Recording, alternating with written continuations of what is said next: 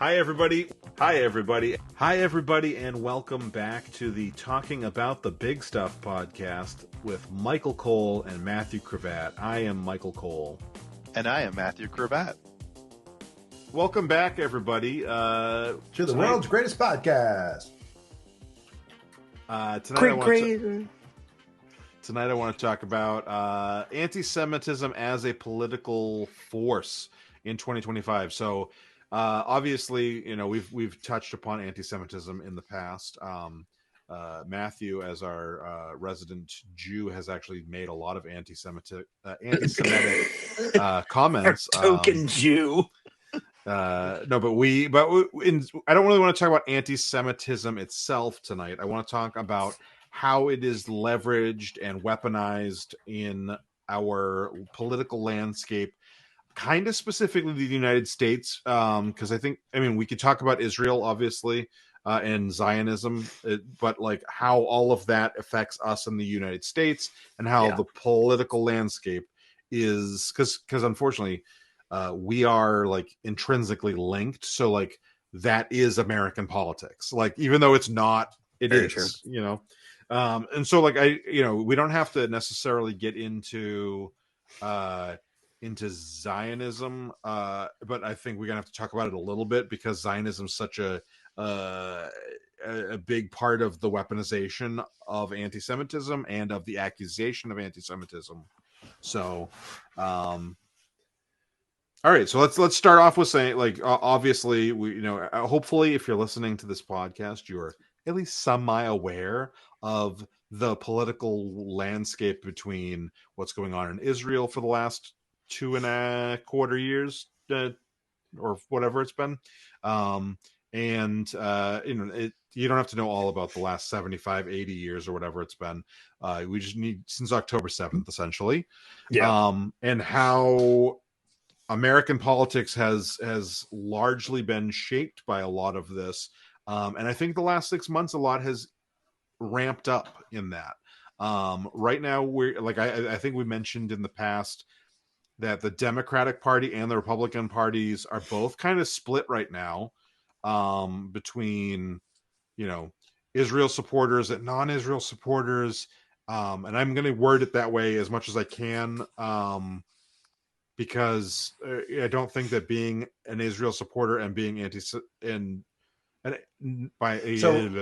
I could chime in on that. Chime in, yes. I'm ranting.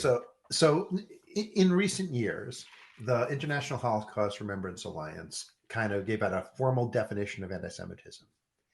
And I don't have it memorized, and I don't have it pulled up. But part of it was certain types of criticism of Israel is veiled anti-Semitism. Any comparison to Israel to Nazi Germany is an anti-Semitism thing, is one of the things they say. I don't know. I'm not saying I agree with that. I'm saying it's in there. But I think then things like especially right-wing government and authoritarian government have taken that and taken out any nuance of certain types of R. And even if you disagree with the definition, when it goes too far, and I think the Nazi part to me goes too far, but even like, but they just say, oh, you said something about Israel, you're an anti-Semite. In order to crack down on you. Oh, your university, there was a protest. I will crack down on the university. Not that I, as President Trump, care about anti-Semitism, but it's a weapon I can use against you. And I'm happy to use any weapon at my disposal. So, so that's why I think Zionism, anti-Zionism, and anti-Semitism in a political arena really play a lot right now. That definition gave the crack in the door to be kicked open and then use it as over reacting to me. Absolutely.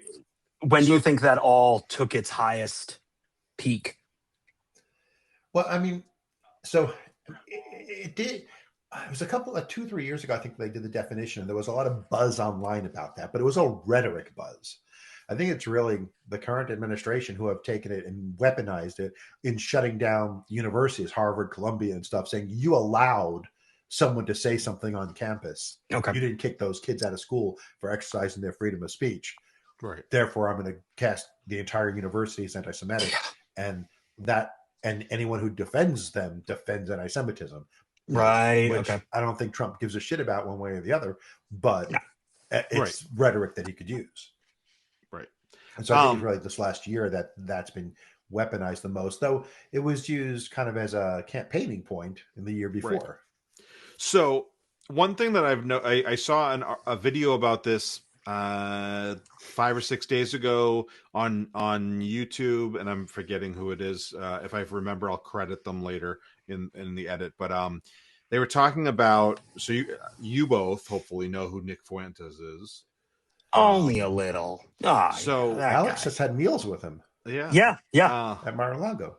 So one of the things that has come out, that has come up in the last year or so is that Nick Fuentes is, and he's not the only one. Tucker Carlson, Marjorie Taylor Greene, they have as the Trump part of the right has become what we consider like almost grotesque. Not us on the left, but everybody, as like the crackdown of ICE, all these like authoritarianism things that have kind of been seen as ugly by even the right.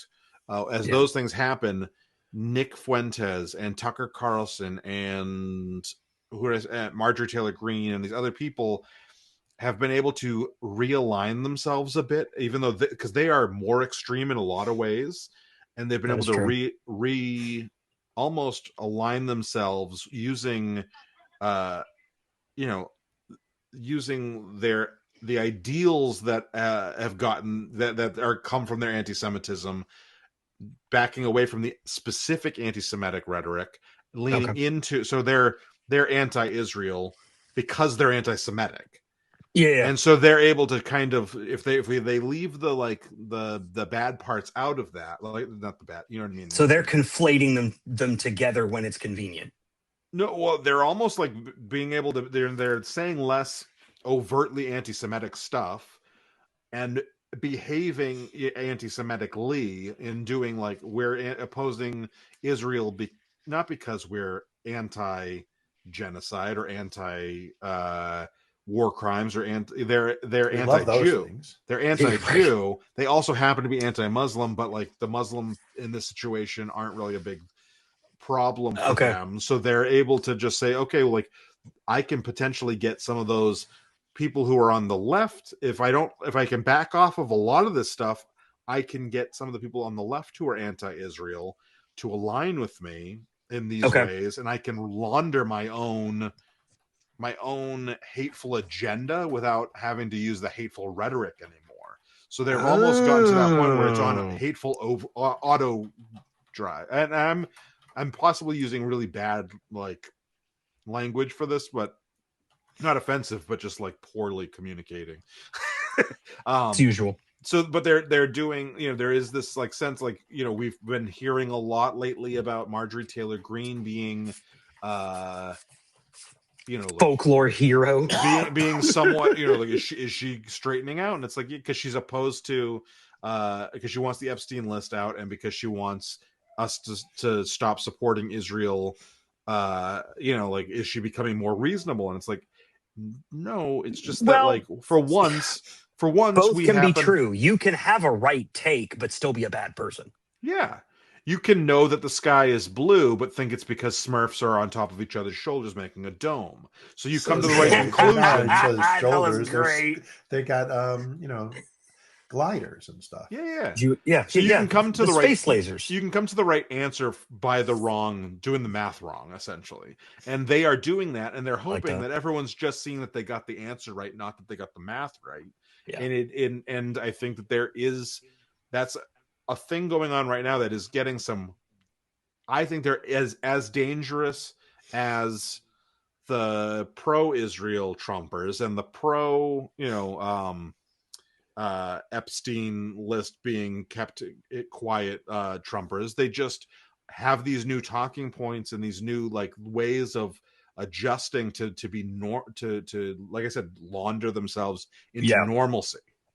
And so I think that's a big thing that anti-Semitism is allowing for right now. Like, is like, is that there, because there is anti-Semitism on the left as well. It's not just it's not just a right problem, but there's also everybody hates the Jews.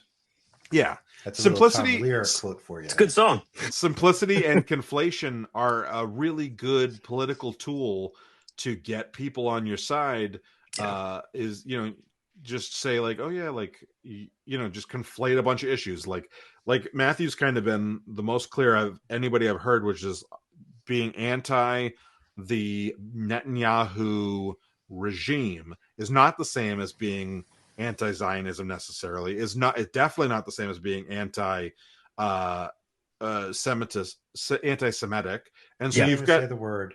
Yeah, well, it's because I'm not. Fills with bile. So you have all these like iterations. It's Matthew, you and I on episode 2 of this podcast talked about how people conflate all the atheism questions into one thing. Like, the question is do you believe in God? But then there is all these other questions that kind of get defend how life started on Earth. I just said I don't believe in your magic man in the sky. That doesn't make me a biologist. I think that's how conflation works. Is it's just an easy way of kind of like not having to do the work, and I think that is Israel is a complicated issue. Even without taking Netanyahu in the current situation into account, most of to me, in my opinion, which I can't prove, except that all the facts point that way, the right support of Israel is a support of Armageddon can't happen until it happens in Israel.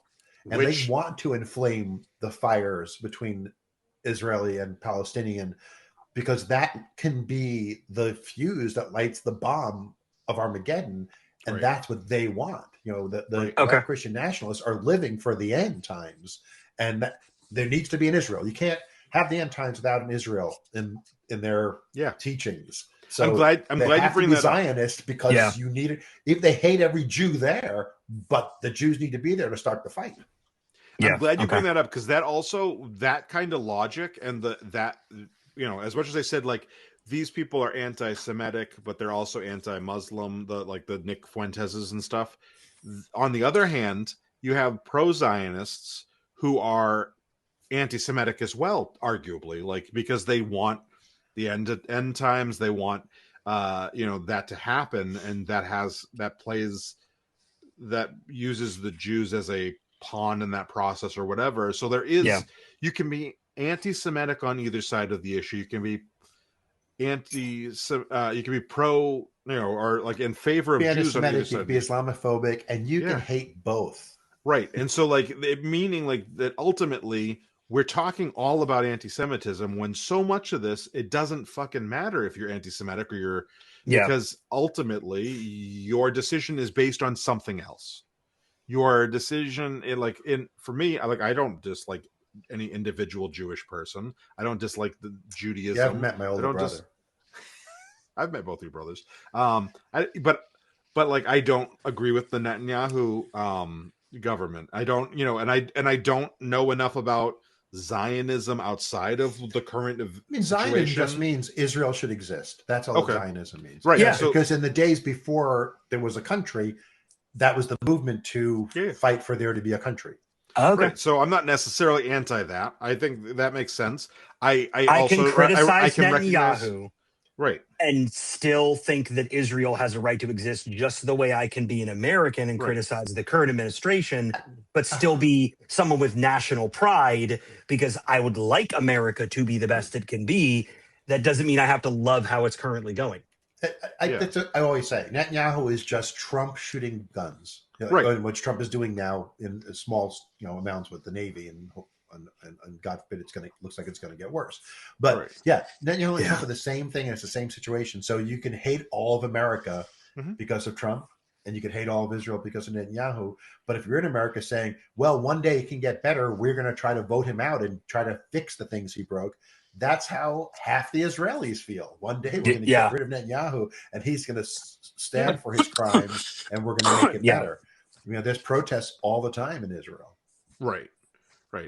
And I'm not a historian, so I'm going to say some shit that's probably going to be like technically incorrect. But I think there's been a lot of incorrect. Yeah.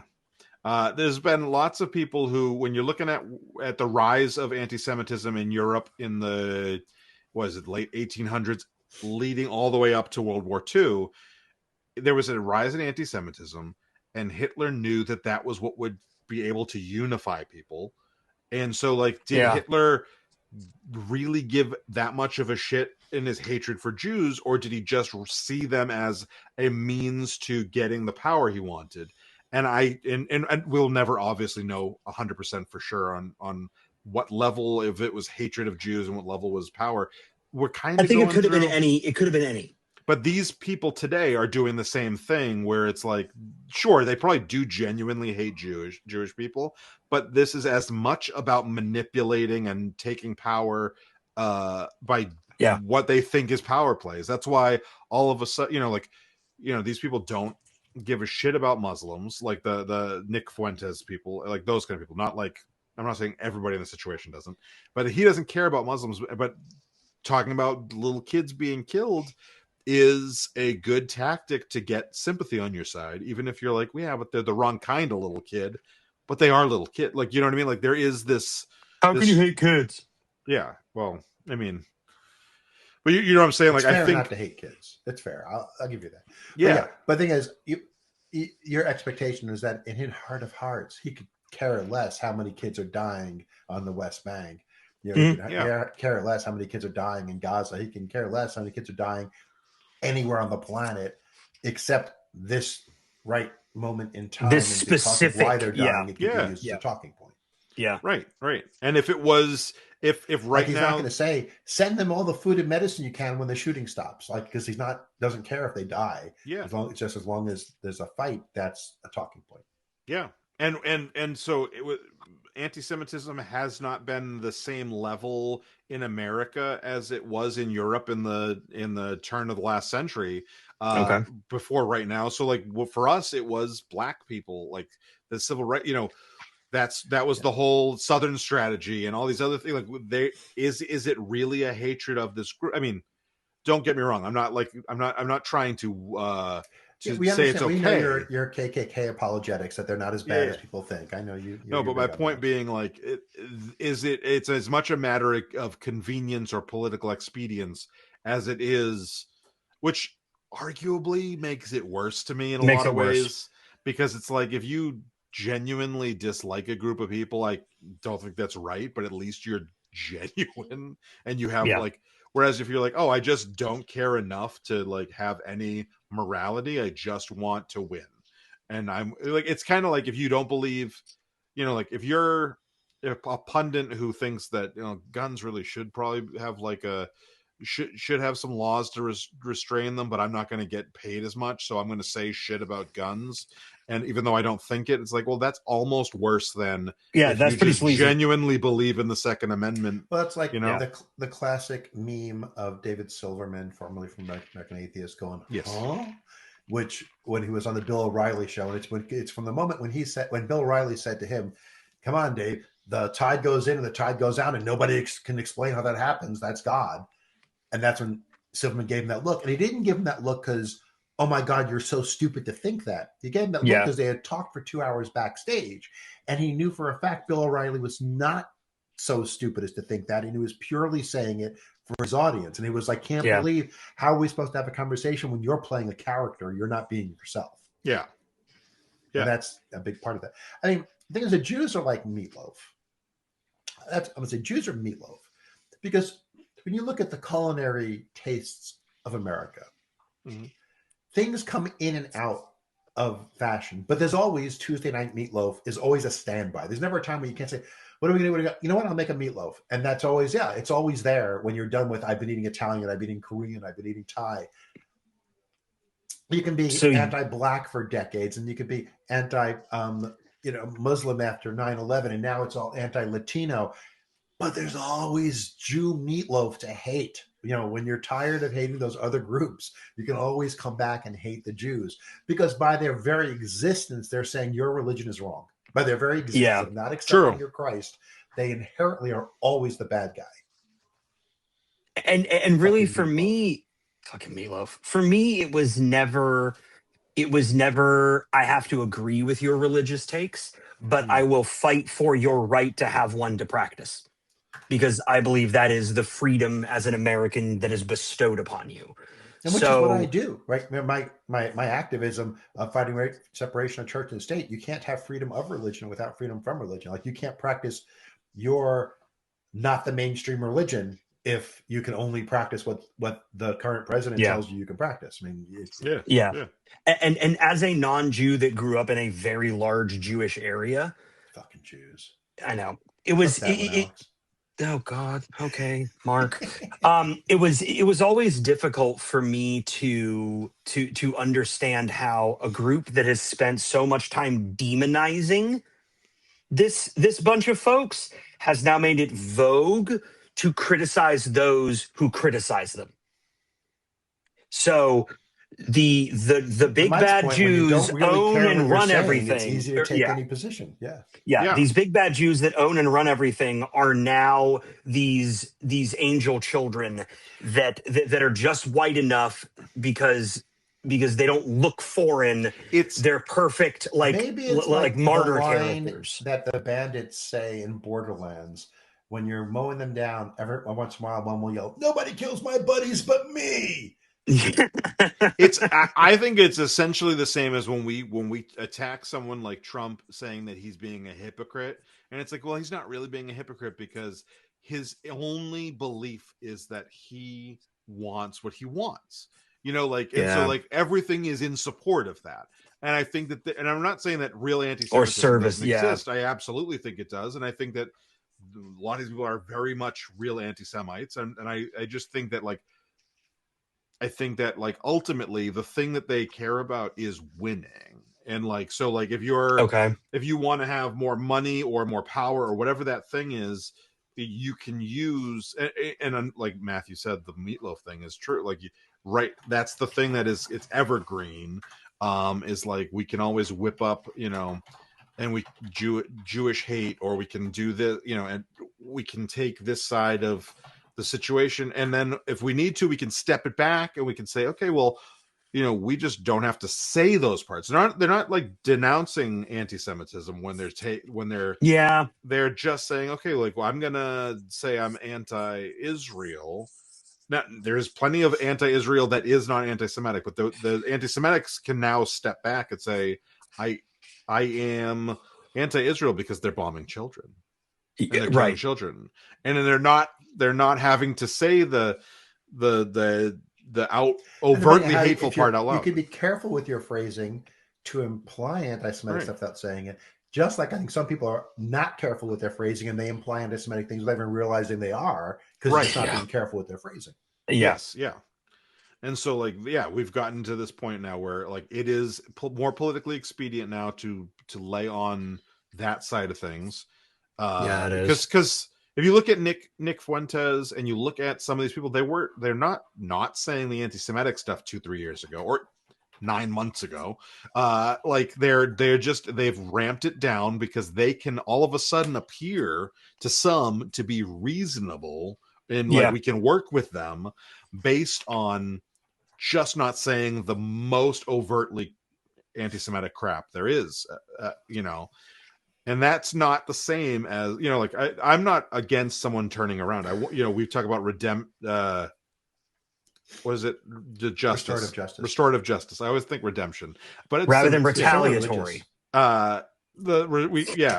We always talk about that on, we've talked about that quite a bit, and I believe in that. So I'm if somebody was genuinely anti-Semitic and is not, work. That is doing the work. Isn't going on CNN and having one good interview. Right. It's not just dropping the slurs from my speech does not make me repentant or restore. It doesn't restore me. It just means you might not be digging the hole deeper, but you're still where you dug to. Yeah, exactly. I'm a little scared because we now have 13 people in the stream, and I'm worried what I put in there that's attracting people. I was hoping it would work, but what people are we getting? Audience is audience. Doesn't bother me a bit.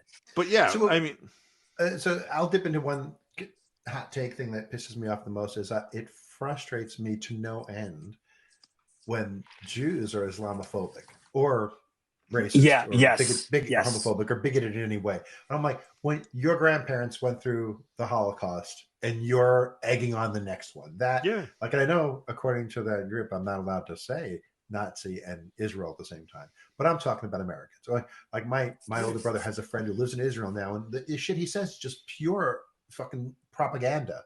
And I get that he lives in a place where his neighborhood has been bombed with bombs coming from Gaza. I get it, and I don't disagree with his desire to have safety and that know that Hamas is a criminal organization. I agree with that, but that doesn't mean he gets to justify killing children. Like that's a step too far. Yeah, it's not a step; it's a broad jump too far. Yes, absolutely. Yeah, and yeah. So that's what I was saying. The Jews are not defenseless in this. They can be just as bad. People who are in the Jewish community can be just. I was going to say that. Yes, outside the community looking in. You bear the responsibility to represent your culture the best way possible and not cut your nose off to spite your face. It's frustrating. It's like, you're making us look bad. Stop it. Okay, so let's dive into that a little bit. So when you talk about Jewish people doing this, do you think, to go back to my point, that is a matter of Islamophobia specifically, or it's a matter of political expedience? Like, the easy way to solve this problem is not like let's devoid it of nuance. I mean, it's hard to define words like Islamophobia and think like what isn't. But I would say it is. I'd say there is a certain amount of, you can't trust any of them. Those kids are going to grow up to do the same thing their parents did. And the actual numbers to say, well, the amount of people that live there versus the amount of people that are actively in Hamas, that's, not a big percentage. People are actually active terrorists any more than most Italians are in the mafia. Like, that's not a logical direction, though. Okay. But logic has nothing to do with it. Right. I don't think I think Trump is like, with his inner cadre, are like, hey, if we say that the universities are allowing anti-Semitism, we can shut down those universities where they're teaching liberalism and teaching people to criticize me. It's just I can't a tool. say don't criticize me, but I can get on them for that. Yeah. Okay. I don't think that my brother's friend Robert is doing that. I think he's like, I don't trust them because they throw bombs at us. I'm like, well, not all of them. Yeah, all of them. All of them. Yeah. I think he is honest in his bigotry.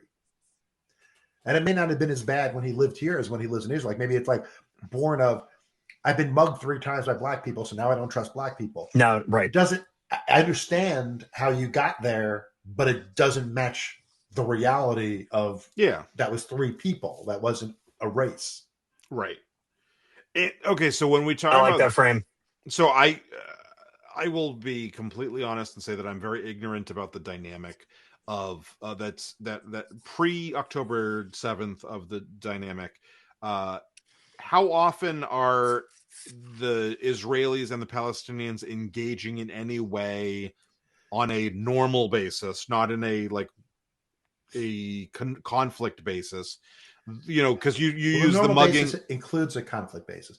There's never a time when missiles aren't being shot from one direction of Israel into Israel and being shot down. There's just one-on-one though. But at the same time, they're before October 7th, the borders were not shut down, and people who lived in Gaza drove into downtown Jerusalem or wherever, I don't know, distances, but into the next town over to go to work. People commuted across. Okay. Maybe not freely, maybe there were checkpoints. So I'm not saying that it was lovey-dovey, kissy-kissy, but it was normal life. There are Arabs who live in Israel proper. It's not just Jews who live there. There's Arabs and Christians who live there. There's Palestinian people who live in the heart of the cities and are not terrorists, despite what Robert would say. That's what I was getting at, because I don't. So for the reason I'll explain a little bit more. When you make the reference to getting mugged by black people, like, well, you and I could potentially engage with black people on a fair amount, like especially if you live in New York City or somewhere where you're engaging with a lot of people anyway, right? Unless you live with the guys from Friends, and then you meet like one black person in 10 years. But I didn't know if your average Israeli Jewish Israeli person, I don't know how. I don't know if they, prior to October 7th, were engaging with Muslim people in Israeli doesn't mean Jewish. There are Israelis who aren't Jewish, so they're interacting with people all the time. Percentages, maybe it's a marginalized community size wise. Yeah, but because I do think that there is a part of bigotry that is, and I think that we can see this if we look at, to some extent, the progress that the gay community made for a long time, because you don't know people. Like if you're secluded from them and you get hurt by one person of another race, one of the good ones mentality at the same time. That's true. People who are thrilled with ICE taking away everyone until they take away the person they personally knew. They go, but no, he was one of the good ones, without knowing he wasn't different than anyone else. That absolutely makes sense. But I'm just saying, like, if you don't normally, or maybe he was one of the good ones. Maybe does that sound better? Yeah, but if you're like a white American and you don't, for whatever reason, you're just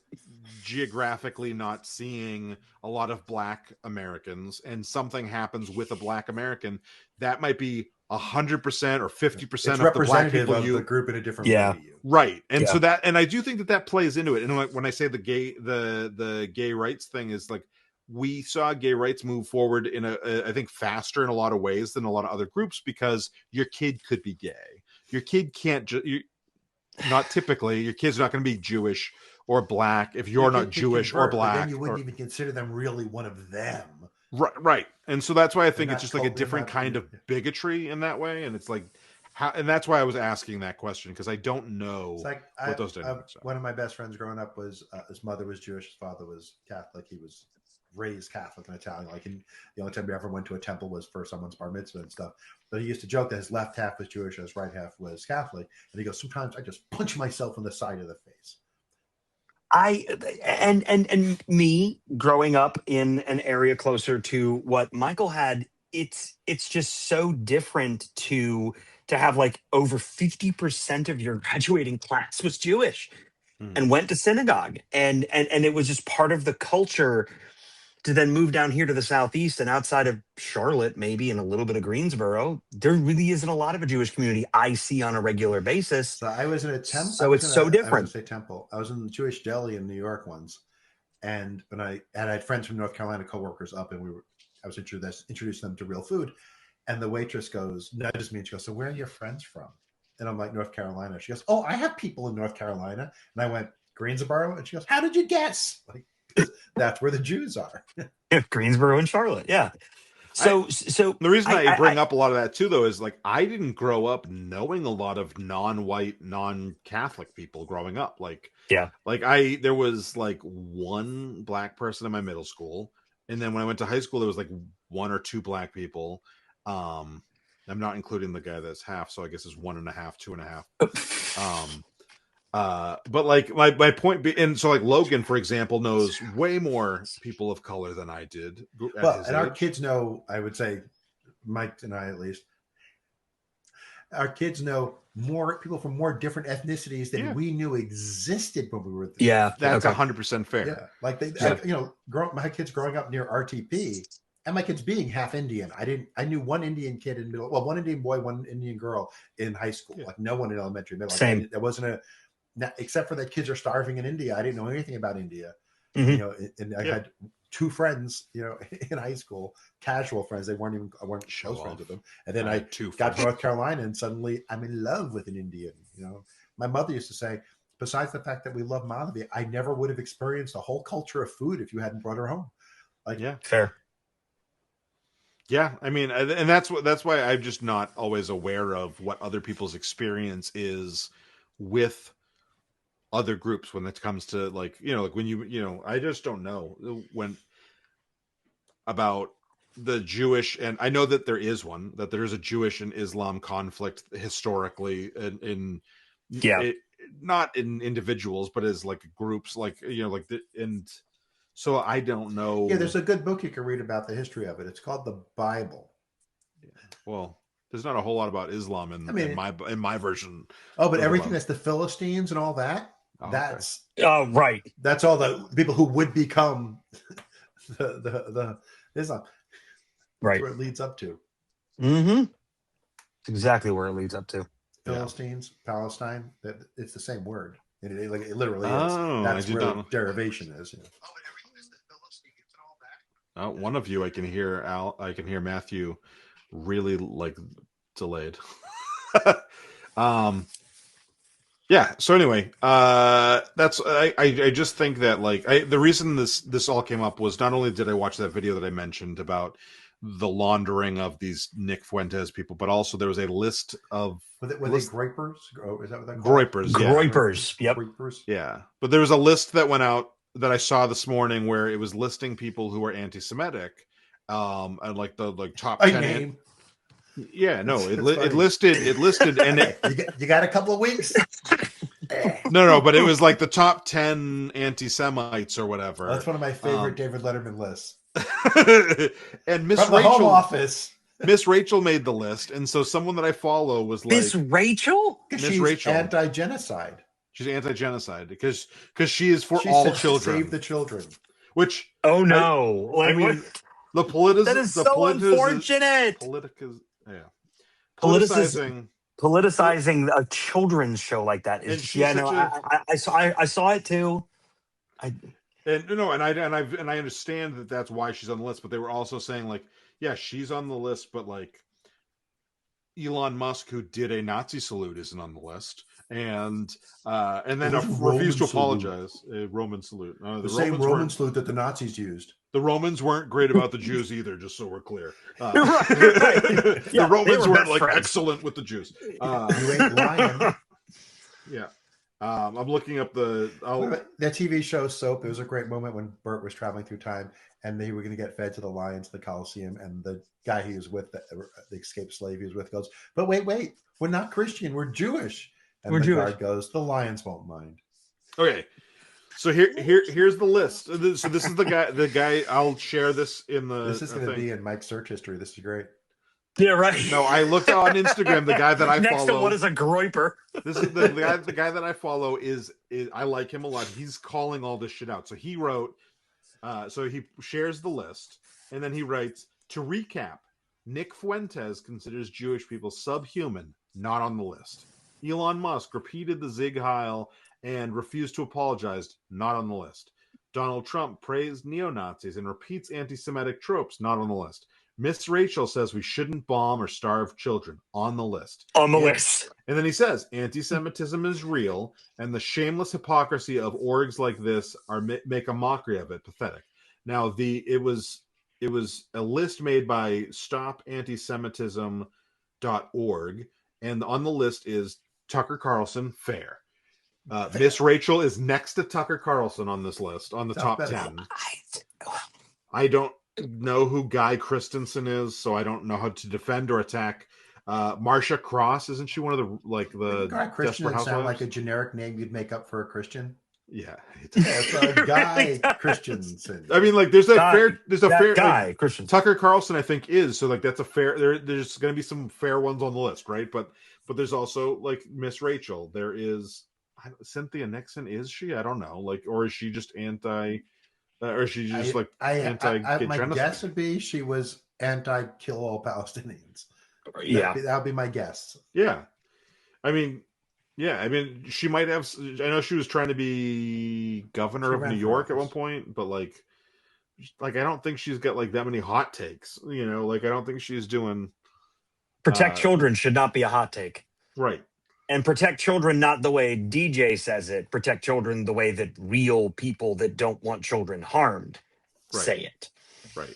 And do we think that conflating from the anti-Semitism, I know that's a lot of antis, that's double negative, from the people who are calling out real fast, Cynthia Nixon has adopted her adopted children are Jewish and their grandparents were Holocaust survivors, and she's very actively against the genocide in Gaza and against the starving of children in Gaza.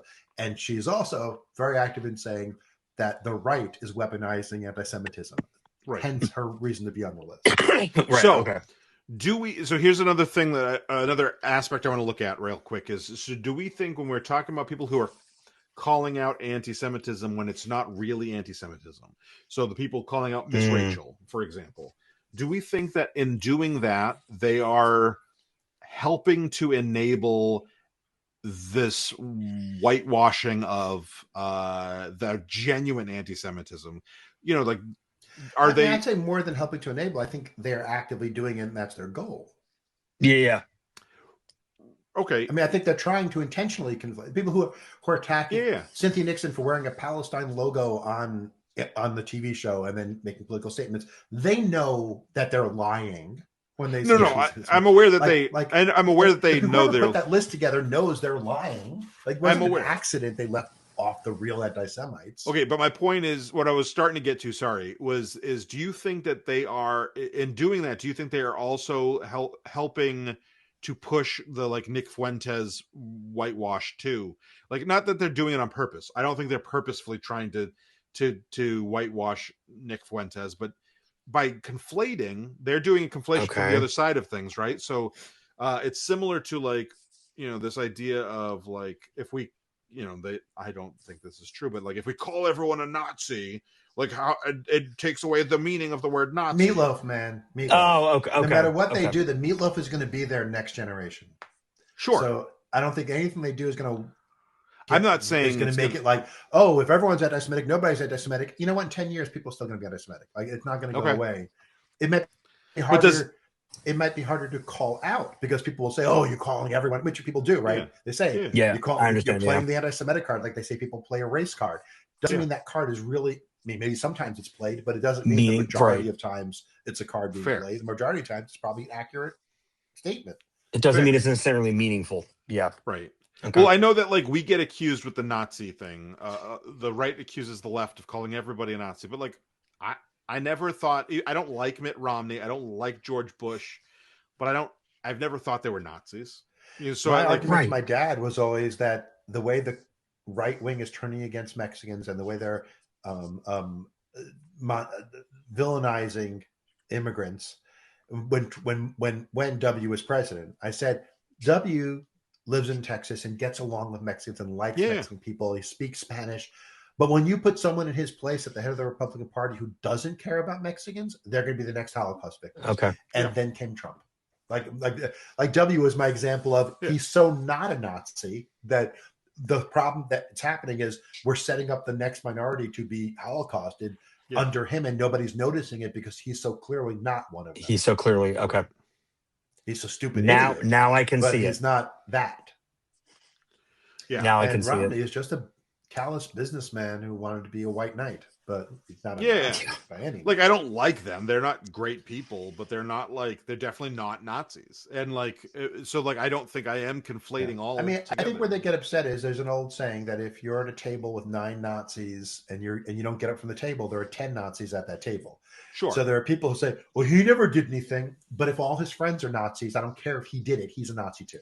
Yeah. Like that's guilt by association is a by association. Yeah, it is. So that's where they used to create the argument of, you know, we call everyone a Nazi. It's like, but, you know, we call Trump a Nazi. We call Trump a racist because he's a racist. Because he's that's a racist. Why we call him a racist. Yeah. And some people are loose with, are you racist? Are you white Christian nationalist? Are you Klansman? Are you Nazi? Are you neo-Nazi?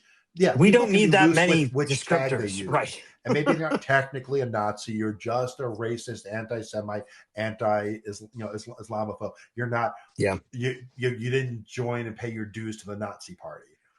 But it's a difference that doesn't make a difference. It's and that terminology is experiencing the same thing that pedophilia is. Whereas there's like layers and I was going to say Band-Aid, where the trademark is becoming the generic term, but you go where your mind goes. That's fine. Well, no. So for example, I saw some of the pedophile accusations against members of the current administration. They really hebophiles because of the age of the kids. Because of the age of the kid. I'm like, so if you have to clarify, you're already too deep, and I don't care. So if you have to clarify what kind of it's a joke. It's hard to make the distinction without sounding like a pedophile. Yeah, because you just are. Like, it's not that you are. If you're being accurate, people assume you are. Like there was Mike and I were talking about this stand-up comic. What was his name, Mike? Gianmarco Scarese. Yeah, it's definitely Gianmarco. Routine about all the differences, and he's like the whole time, "Bear with me. I know this sounds bad. Bear with me." And he goes, the thing is, nobody wants to make a differentiation because it makes you sound like a pedophile. Because it makes it sound like you're saying what Megyn Kelly said. Like, Yeah. oh, it's Yeah. not as bad as pedophilia. It's not so Her bad. And nobody's saying explanation it's is not almost bad. her explanation is almost his joke, and his joke's 5 years ago. Oh boy. Like it's I saw that almost posted it's a not lot. quite That verbatim. She's joke stealing Yeah. from him. She stole his whole routine. Yeah. Except she was using it to say having statutory rape with a 15-year-old is not as bad as with a 5-year-old. Like her thing was like, it's not as bad as it could be. Trump could be worse. That was her point. The comedian's point was just let's use the right word. Like there's I used to watch Matt Dillahunty videos a lot, and I still would. I just don't have the time. And he always say, I don't like using the term pedophilia because that's a psychological condition of being attracted to children, and you can't help that. You can be in therapy for it, and you should be in therapy for it. If you act on it, then you're a pederast. You raped a child. Pederast is the bad thing. Pedophilia is a disease that has to be treated. Is the condition right? Pederast is a rapist. Mm-hmm. But again, it's one of those things that you're defending them. No, I'm just saying use the right word. Like you're just using but I'm also the same thing of it's like Band-Aid, or here in the South, Kleenex, Coke. When you say Coke, I want a Coke in the South, you don't necessarily mean you want a Coca-Cola product. You just mean you want a soda or a pop or something carbonated with flavoring in it, because the brand term is generic. So pedophilia is like Coke, is what I'm trying to say. Put that on a t-shirt, or Band-Aid, or Frisbee, or Kleenex. It's just become the blanket term for all the kinds of that. So that kind of goes again. I mean, you're absolutely and the same thing with Nazi. So that's what I'm really trying to say is Nazi has become the generic term that we use for the hate-filled, bigoted politics and position. It doesn't mean it's not being used by people who say, I think you're actually a card-carrying member of the American neo-Nazi party. It's just a generic, you're a bigot, but bigot doesn't have the oomph of Nazi, so I'm saying Nazi. Well, and a bigot doesn't sound as good. And the one thing I've learned about bigots is they don't want to be lumped in as a group. Only one group. Yeah. The right group. That is actually, you're correct. You're both correct on that. Like the nuance, I was talking about how nuance ends up sometimes being purposely conflated. In this case, I actually think the argument, like when you talk about pedophiles and hebophiles and ahebophiles or whatever the other thing was, and talk about that actually is where nuance isn't helping us. It's not hurting us. It's not helping us. It's neither, right? It's helpful if you're a therapist dealing with a patient who suffers from one of these conditions. Sure. In general parlance, when you're a pederast, I don't care what word we use. Use the word that people understand. Right. Whereas conflation of anti-Semitism and anti-Zionism is not, they're not the same thing. But that is a purposeful way of A, laundering one, and B, attacking the other, and and so like conflation is. And the challenging thing with those is that often it is like a lot of anti-Zionist, anti-Israel rhetoric is anti-Semitic rhetoric. Sure. Being used. It's a Venn diagram. It's not two separate circles, for sure. And sometimes unintentionally. Like people who just say, like if someone were to come on our podcast and three of us interview someone, and they go, well, Matthew, how do you feel about Israel, without asking the two of you? That's just like a veiled anti-Semitism of, well, you're the Jew. You should have an opinion that I want to hear you say. You have to either hate the people in Gaza or hate Israel. Pick one, Jew. Like that's why it is conflated a lot. Yeah. So like if someone at the beginning of this episode of the podcast were to say like Matthew as the Jewish person on the podcast was. No, but you accurately said that I'd make the best Jew jokes. And you make the best. And I'd say it's done with Islamophobia the same way, right? There's an Islamic terrorist attack, and leaders of mosques are compelled to come out and say, we don't support that. Yeah. They shouldn't have to come out and say that. Just because they're a mosque doesn't mean they support it. But people somehow demand it, which is it is my Islamophobia. It goes far enough where you have to defend yourself. I'm not automatically going to assume you're guilty unless you don't say you're against it. Then I'll assume you're guilty. Yeah. If I don't say, I assume all Catholics rape children. I assume that's true. Until I hear one say, very likely. I don't do that anymore. Ever. Not anymore. All right. Well, let's start to wrap things up because my dinner smells Because delicious. only I've had dinner. Yeah, I'm eating pork. You haven't been recording for the last 3 hours. What? No, I was trying to get my microphone work for the last 2 hours, and I finally gave up. And Mike's like, "Oh, it sounds fine on this side." It does. The only Don't you way think, I have to Alex? test the levels is to like record something in Audacity and play it back, and everything comes whisper quiet. The audacity, the caucasity. All right. So, did anybody have any last thoughts before we start to wrap things up? Bigotry. You can is criticize. Yes, bigotry is bad. You can criticize intelligently and still believe that they have a right to exist. Yeah. Both can be true. Yeah. And as Anthony Jeselnik says, if you're talented enough to pull off the bigotry adjacent joke without being bigoted, then you're allowed to make the joke. Yeah. And you And can be all right. praise And he is Anthony a great Jeselnik, example of that. the patron saint of skirting the line. And you can be on the Yeah, right he is side a of an issue fantastic example of that. for the wrong reasons. That's absolutely true. You could be Marjorie Taylor Greene. Yeah. When you In love this to know one what's particular really going issue, on in her one- mind, because I wonder if she's just like a really just immoral person and not caring what people think about her, just wanted to get elected, and she didn't buy into anything she's ever said. It was all to get elected because she thought that's where she wanted to be.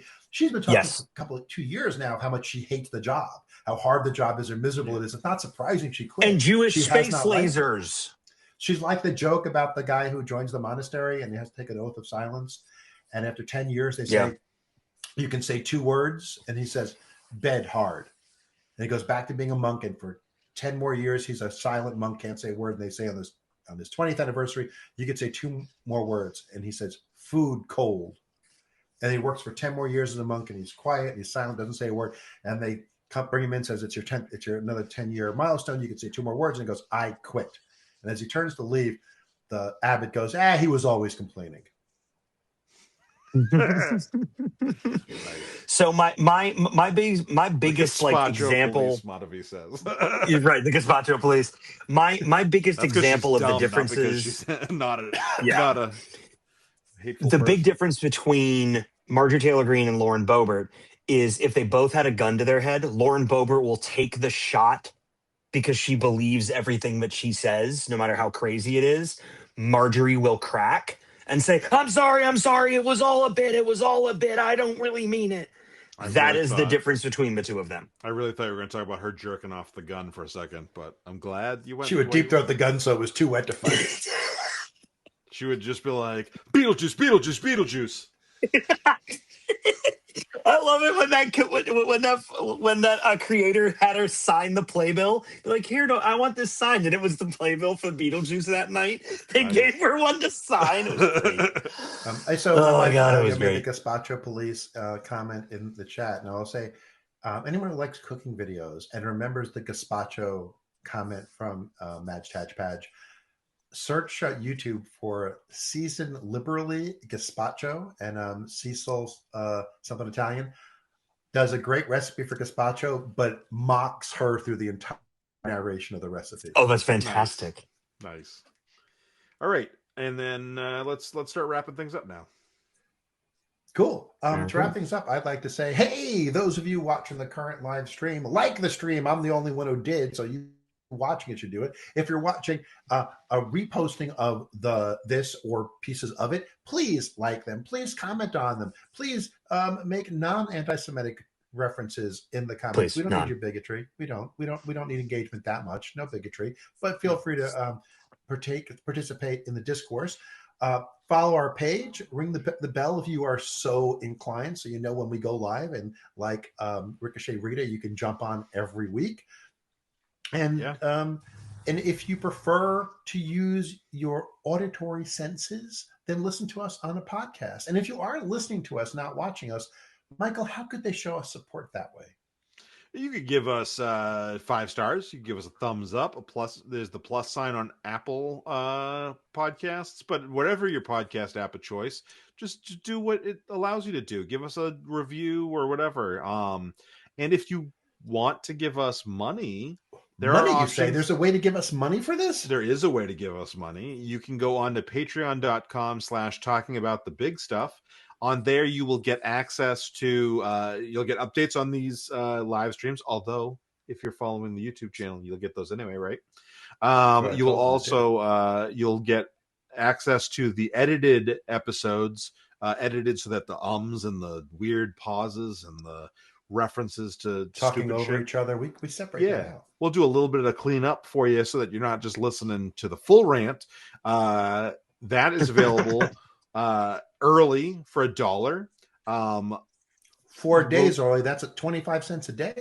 Yeah, and we'll leave in all the juicy goodness for $3 extra, and for $10 a month you can also get the pre-show conversation. Shenanigans or conversation, or updates of our life and where we're going. Learn a lot about my sex life before I had children and how I had children. We talk a lot about sperm on today's pre-show. I got to miss all of that. That's fantastic. Yes, yeah. All right, and then Matthew, you got any last thought? Thank you for talking about the big stuff with us. It was big of you, but it was not bigotry. Remember, the conversation doesn't end here. It's just the beginning. If you have thoughts or questions or topics you'd like us to tackle in a future episode, drop us a line on our social media channels. Engage with this video when you are now watching it as a VOD on YouTube. Send us an email. We love hearing from our listeners, bringing us topics, because if you leave it up to the three of us, we're going to eventually be talking about underwater basket weaving. So we would appreciate you guys reaching out a little bit. Don't forget to subscribe to Talking About the Big Stuff on your favorite platform. Give us a 5-star rating. Engage with it. Criticize us. We need to grow and be better, and you're going to help us be there. You're going to help us get to that point. It really helps us more to reach out and also to keep the conversation going. Thank you for tuning in. We'll be back next week with more big ideas and more thought-provoking discussions. Until then, stay curious, stay informed, and keep talking about the big stuff. The preceding podcast has been a Chocolate Diamond Media LLC production. Copyright 2023, all rights reserved.